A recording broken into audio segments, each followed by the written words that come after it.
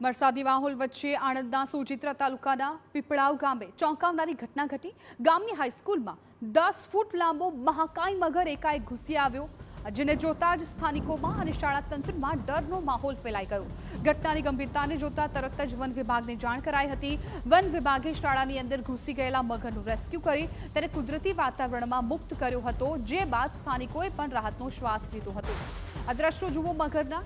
મગર આવી જતા આજુબાજુના લોકોમાં ડરનો માહોલ ફેલાઈ ગયો હતો, કેમ કે મગર પાણીના પ્રવાહ સાથે ગમે તેના ઘરમાં પણ ઘૂસે તેવી પરિસ્થિતિ જોવા મળી હતી।